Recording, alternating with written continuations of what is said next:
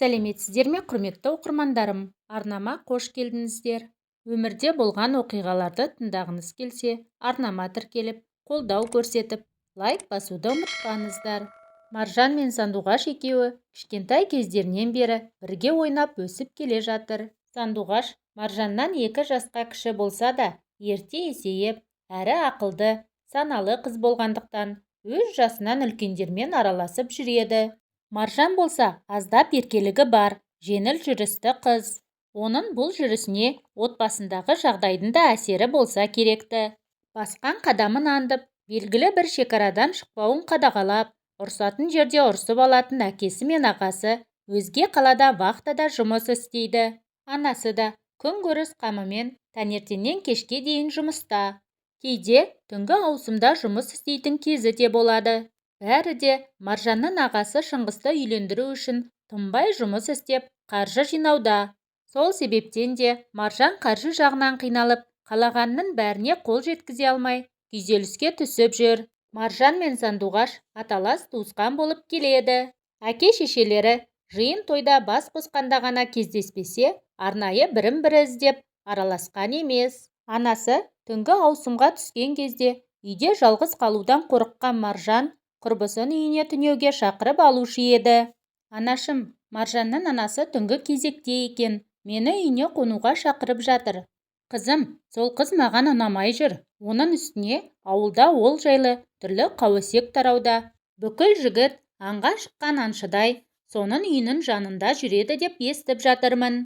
Ол қорқады ғой, қорықса үйге келіп қонсын. Әкен мен ағаннан сен үшін сөгіс естігім келмейді. Бармайсың дедім, бітті. Маржан, анам жібермей жатыр, сені біздің үйге келсін дейді. Жаным-ау, сенің кішкентай інін мен сіңілін сабақ оқуға мұрша бермейді ғой, телефонды жеңгеме берші. Қазір, анашым, сізбен Маржан сөйлесемін дейді. Тағы қандай сылтау айтасыңдар? Берші кәні, не айтар екен? Сәлеметсіз бе жеңге, қалайсыз? Жақсы қызым, өзің қалайсың? Егер қорықсан, біздің үйге келіп қон, біз де саған бөтен емеспіз. Білемін ғой, бірақ ертең мектепте іс-шара болады. Әрі бітіруші сынып екенімді білесіз. Тапсыратын емтихандарым өте көп. Соған дайындық жасауым керек еді. Сіздің үйде кішкентайлар әбден жылап, сіздің жүйкеңізді жұқартып, менің кесірімнен жазықсыз балалар сізден таяқ жегеніне төзе алмаймын. Өзімді ыңғайсыз сезінемін. Өтініш, осы жолы жіберіңізші. Келесіде сіздің үйге қонамын. Жарайды, қалайда көндірудің амалын табасын ғой. Бірақ ескертем, көшеге шығып, ырбындап жүргендерінде естімейтін болайын. Жоға, оны қайдан шығардыңыз? Маған сенбейсіз бе? Мен одан бірер жасқа болса да үлкен әпкесі емеспін бе? Жарайды жаным, қазір жіберемін. Индира қызы үйден шығып кеткенше ақылын айтып, ұрсудан жалыққан жоқ. Қызым, туыс болған соң анасынан ұялғаннан ғана жіберіп отырмын. Мен сенің онымен жақын құрбы болғаныңды қаламаймын. Анашым, маған сенбейсіз бе? Саған сенгенмен, оған сенбеймін. Қазанға жақын жүрсен, қарасы жұғар деген сөз бар. Оның жанында жүріп, жаман атқа ие болып, болашағына кері әсері болады ма деп қорқамын. Анашым, ол соншалықты жаман қыз емес қой? Жұрт айтса, бекер айтпайды. Тұра тұр, сені жалғыз жібермеймін. Анашым, мен жас бала емеспін ғой? Жасым болса 16-да. Сәл күнде мектепті бітіріп, басқа қалаға оқуға кетсем қайтесіз? Өзім жетіп аламын. Жоқ, ол мүлде басқа мәселе. Әрі сені басқа қалаға кім оқуға жібергелі жатыр? Әкен менің мойнымды жұлып алады. Інін Мақсат сенімен бірге барады. Ол да дайындалып отыр. Анашым, мен дайынмын. Мақсат, балам, әпкене көз салып жүр. Көшеге аттап шықпасын. Жарайды анашым. Әпке, кеттік пе? Сандуғаш анасының бұл қылығына өкпелеп, қабағы бұртиып, үйден шығып кетті. Өйткені осы бауыры мен сіңілісіне қарап, жуындырып, сабақтарын оқытып, шаршап жалыққан қыз Маржанның үйіне осы себептен қашқақтап, аздап миын тынықтырғысы келген. Бірақ анасы бір сөмке кітап, дәптерді арқалаған Мақсатты қоса жіберді. Сандуғаштың қасына інісін ертіп келгенін көрген Маржанның қабағы түйіліп, ашулана құрбысымен амандасты. Түріне қарасан, мынаны неге ертіп келдің деп айта алмай тұрғанын бірден аңғаруға болады. Санду, інінді неге ертіп жүрсің? Оның сабақ оқуына көмектесуім керек. Мен болмасам, анам үй шаруасын жасап, бұларға қарауға мұршасы болмайды. Мақсат, сөмкенді ашып, кітаптарыңды ал. Үй тапсырмасын орындаймыз. Сендер отыра беріңдер, мен қазір келемін. Сандуғаш анасының Маржанға сенбейтінін, сол себептен де інісін қосып жібергенін Маржанға айтқан жоқ. Негізі, мінезі сондай тамаша жан. Біреудің ісін, айтқан сөзін екінші адамға жеткізгенді мүлдем қаламайды. Өзгенің өміріне мұрнын тыққысы келмейді. Мінезі сондай көркем жан. Бірақ кіші болғанына қарамастан, Маржанның ісіне наразы болып, ақыл айтып, жөнге салатын кездері де болады. Әпкесі мен інісі екеуі сабақ орындап отырғанда, Маржан душ қабылдап, қысқа белдемше, кіндігі ашық жейде киіп, шашын әрлеп, бетін бояп, айна алдында бір сағат өзімен өзі арпалысты. Санду, болдың ба? Жоқ, әлі біткен жоқпыз. Бір жаққа барасың ба? Дүкенге барып қайтайық. Үйде нан бітіп қалды. Өзің барып келші. Әпке, мен шаршап кеттім. Осы жазғаным да жетер. Көшедегі балалармен біраз ойнап қайтайыншы. Әне, көрдің бе? Ол әлі кішкентай бала емес пе? Ал сен оған бір том кітап оқытып отырсың. Баланың балалығын ұрлап тұрғаныңды білесің бе? Бала болып, топ қуалап ойнамаса, балалық шақтың несі қызық? Жарайды, бар ойнай қой, бірақ үстіңді былғап тастама. Жарайды, әпке. Санду, жүрші, бірге барып қайтайықшы. Жоқ, өзің бара бер. Кеш батқанда қыз баланың көшеде селтеңдеп жүргені жөн емес. Туй, сен де бір дәу кемпірлер ұқсап сөйлегенді қойшы. Жүрші енді. Түріне қарасам, дүкенге емес, кездесуге баратын сияқтысың ғой. Қойшы, барсам бар, бармасан үндемей отыра берші. Бармаймын, өзің кете бер. Жарайды, өзің білесің. Маржан көшеге шығып кетті. Сандуғаш болса, інісіне бас көз болып, артынан еріп отырды. Күн қызара, ұясына батар шақта, інісін көшеден ертіп келіп, жуындырып, ұйқысы келіп, бірақ қарны ашқанынан ұйықтай алмай, ыңырсып жылап отырған балаға бұл үйден берер ештеңе таппаған соң, нанға кеткеніне бір сағаттан асқан құрбысына ашулана бастады. Ары қарап, бері қарап, ақыры болмаған соң, үйде бар заттан аздап тамақ істеп, ашытқысыз ас содасын қосып, қамыр илеп, бауырсақ пісірді. Інісінің қарны тойып, терең ұйқыға кеткен кезде Маржан үйіне бірақ оралды. Нан ашытып пісіретін уақыт болды, соншама жоқ болып кеткенін не? Кешкі уақыт болған соң, көп дүкенде нан жоқ, әрең іздеп таптым. Сен не, тамақ істедің бе? Иә, Мақсаттың қарны ашып жылап, картоп қуырдым. Еш қарсылығын жоқ шығар? Жоқ, қалағаныңды жей бер, қайта дұрыс болды. Менің де қарным аш, қазір үйге бір-екі сыныптасым келеді. Ертең концерт береміз. Соған биге дайындалуымыз керек. Келсе келе берсін, оны неге маған айтып тұрсың? Бір сыныптас жігіт бар, өте әдемі. Мектептегі жігіттердің алды. Барлық қыз соның артынан еріп жүреді. Маржан, тағы бастадың ба? Жігіт, анау-мынау, маған қызық емес. Қаламаймын, ондайды маған айтпашы. Осылай жүре бересің бе? Естуімше, сенің де соңынан түскен жігіт көп көрінеді. Егер қасында сені қорғайтын, арқа сүйер жігітім болса, өзгелер саған көз салмайтын болады. Жігітім болмаса, мына заманда жалғыз жүру өте қорқынышты. Әкесі өте бай адам. Маған ақша, байлық мүлде қызық емес. Оның бәрі де уақытша дүние. Жаным, мен сені өз сіңілімдей көретінді жақсы білесің. Сенің болашағың үшін қатты алаңдаймын. Сен өте аңғал, сөзге сенгіш, ақ көңіл жансың. Сені алдап біреу-міреу торына түсіріп абыройынды ойрандай ма деп қорқамын. Ал мен адам ажырата аламын. Әсеттің өте адал, қыздарға қырындап мазасын алмайтын, артық сөз, іс жасамайтын жігіт екеніне мен 100% кепілдік беремін. Маған жігітпен жүру әлі ерте, қазір тек оқуға көңіл бөлуім керек. Мен дәл қазір жүр демедім ғой, бірінші танысып көр, сосын жүре бересің. Маржан құрбысын үгіттеп, көндіре алмай отырғанда, ысқырып жігіттер келіп тұрғандарынан белгі берді. Маржан дереу сыртқа шығып, 2 қыз бен 3 жігітті үйіне кіргізді. Алдымен ас бөлмеге кіргізіп, Сандуғаштың пісірген тағамдарын өзі дайындағандай мәз-мейрам болып, мақтана оларға ұсынды. Олар болса, дымын қалдырмай жеп алды. Содан кейін Қонақ бөлмеге кіріп, музыканы қосып билей бастады. Ас үйді жинап, ыдыстарды жуып жүрген сандуғаштың жанына ұзын бойлы, сымбатты жігіт жақындап келді. Сәлем, сәлем. Тамағын өте дәмді болыпты. Тек аздап тұзы басымдау екен. Сол себепті шөлдеп тұрмын. Маған аздап су құйып бересің бе? Өзінің аяқ-қолын сау, бүтін емес пе? Өзің қалағанша құйып іше бер. Алғашқы көрген адамға осылай дөрекі сөйлеуге болады ма екен?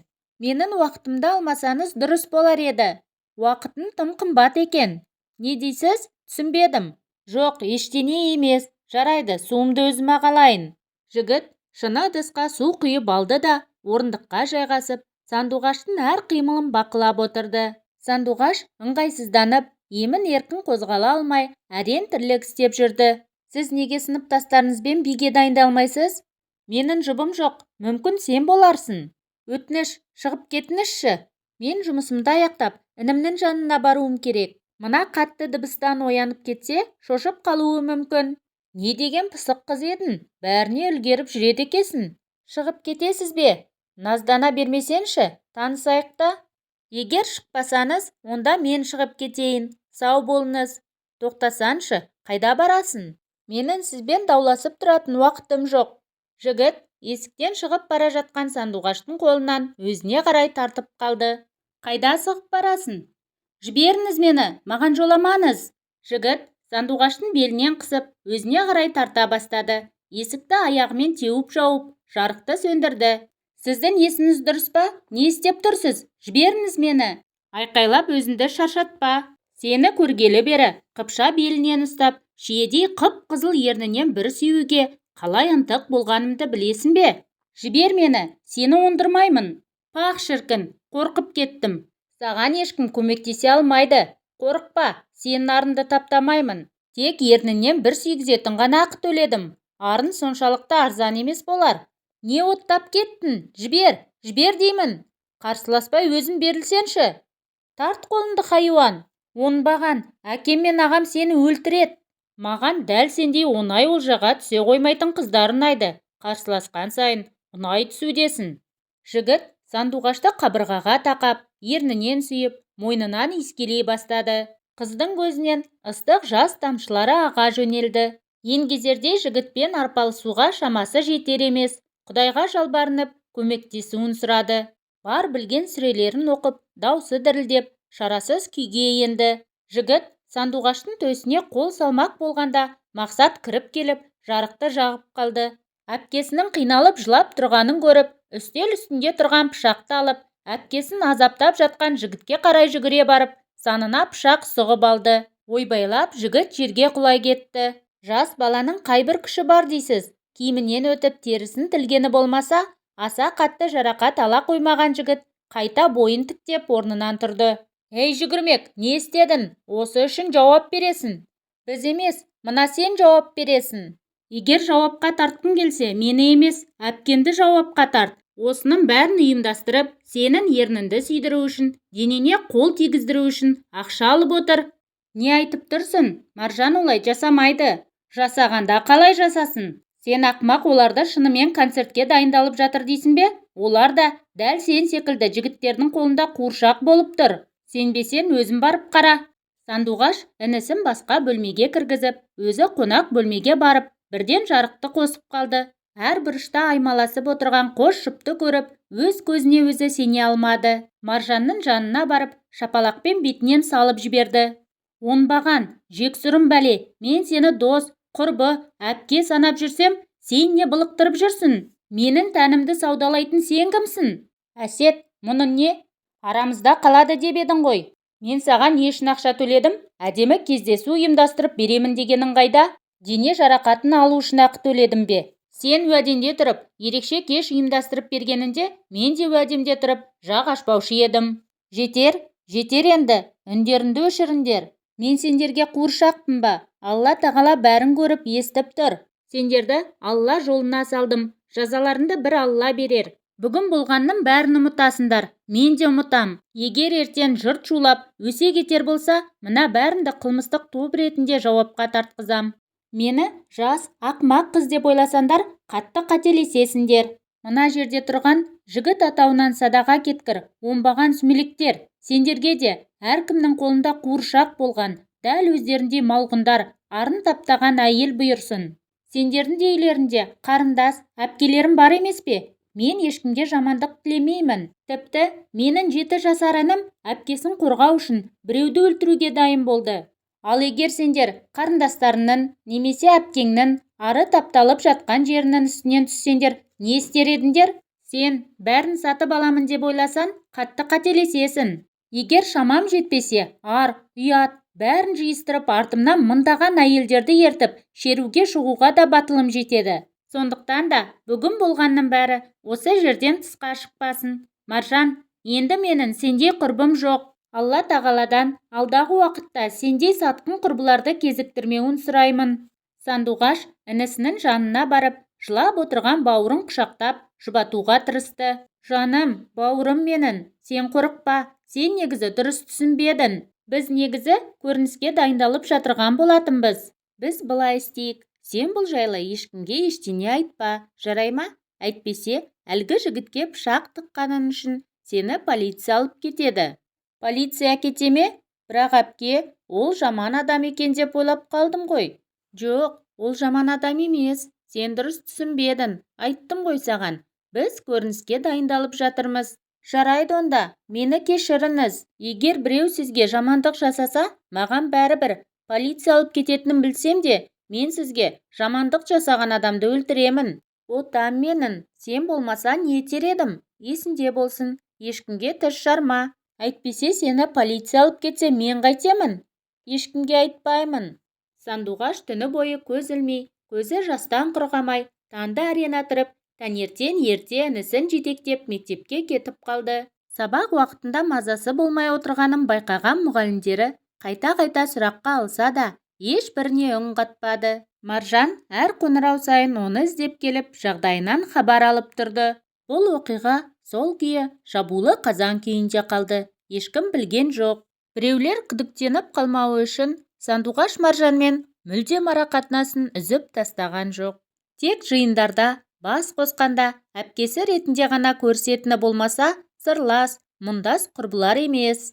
Осыдан 9 жыл бұрын осындай сұмдықты басынан өткізген басты кейіпкеріміз Сандуғаш бұл күнде сүйікті жар, 3 баланың анасы, сүйікті келін, үлгілі жеңге. Ал Маржан болса, бірнеше күйеуден ажырасып келіп, әке-шешесін қарабет етіп отыр. Ауру қалса да, әдет қалмайды. Әр жігітпен аймаласып үйренген Маржан тұрмыс құрса да, бұл әдетін қоя алмай, бір емес, 3 күйеуден ажырасып, ақыр соны жезөкше болып жүр. Әсеттің де күйі осы, бірнеше әйел алып, дәм-тұзы жараспай ажырасып жүр. Әр әйелдің етегінде баласы кетті. Не әйел жоқ, не бала жоқ. Алла тағала әрбірімізге бұл әңгімедегі зұлым кейіпкерлердің ісін қайталамайтын, саналы да, салиқалы, иманды ұрпақ, адал келін нәсіп етсін.